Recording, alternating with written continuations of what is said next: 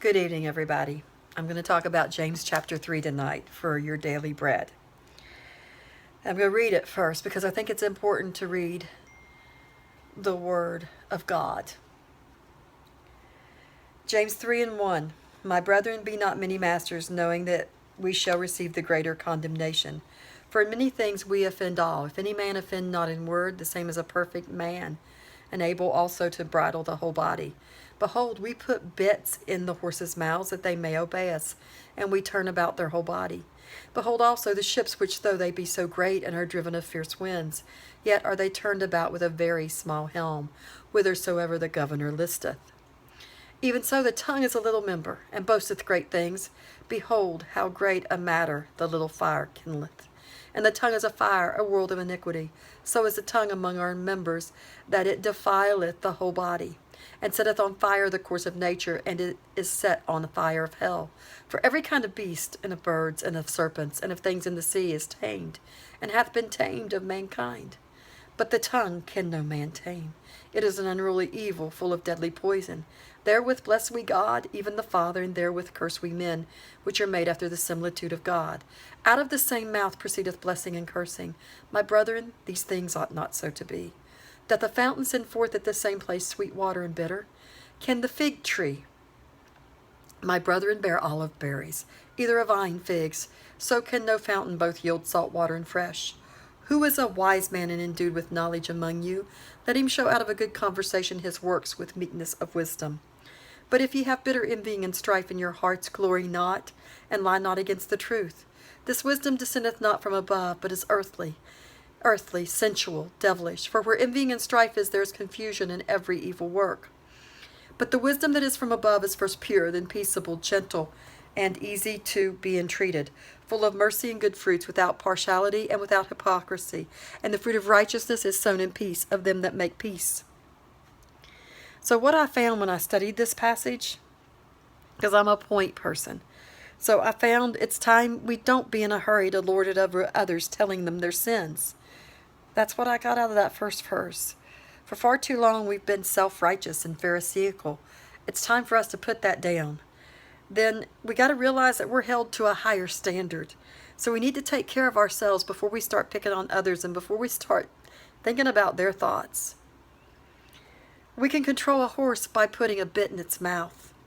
A ship so huge can be turned with a small steering device. Our tongues are one of the tiniest parts of our body. Yet it gets us in the most trouble with boasting. Sometimes something so tiny starts huge problems or a huge fire. Our tongue gets us in the most trouble. It is sin when it's uncontrolled. It gets our whole bodies in a heap of trouble. It sets fires and it starts fires in hell. Animals we can tame. Our tongues are untamable. It's full of evil and deadly poison. How can we bless and curse from the same mouth? This shouldn't be. Can a fountain give us bitter and sweet at the same time? Can a fig tree give us olives? Can a vine tree give us figs? Neither can a fountain give us salt water and fresh water. Salt water and fresh water can't dwell together. Who among you is wise and has knowledge? Let him show you good conversation and his works with meekness of wisdom.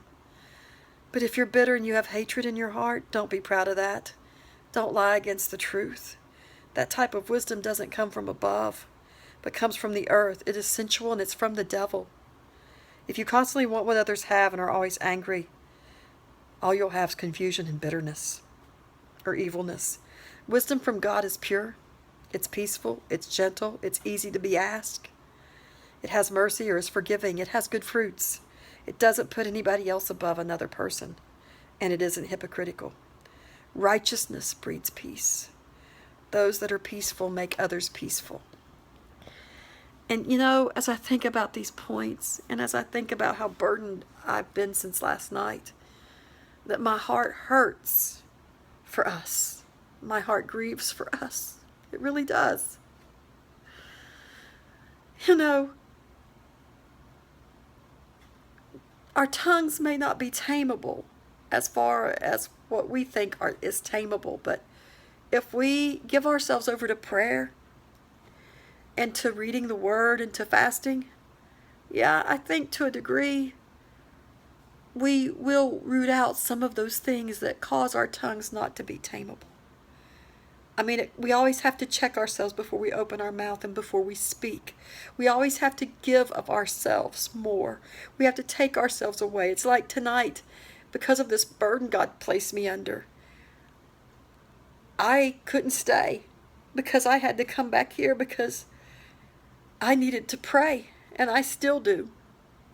And I'm getting ready to go to a season of prayer because I'm so concerned. I'm still burdened from last night. My heart hurts. That's the kind of burden we all need to have. When our heart hurts, a lot of these things won't be an issue. Because instead of talking about things, we'll go to our knees about them and we'll talk to God about them. And it'll change the outcome. Righteousness breeds peace. Those that are peaceful make others peaceful. So why don't we try to be peaceful? Why don't we try to be like Jesus? Jesus wept because of their unbelief. Why don't we weep? And I know that's really not part of this, but when I think about it, I think it's talking about the Christian. Can salt water and fresh water be together? No, they can't. They cannot be together. So why do we think we can act Christ-like and let the devil rule in our lives? We can't. We've got to ask God to give us a burden. We've got to ask God to wake us up and to change us. We've just got to. We don't have time to play. We don't have time anymore. People are dying and going to hell. There are prodigals. There are loved ones. And there are people in this country, in the United States of America, that have never read a Bible, that don't know that Jesus died for their sins. And it's our fault.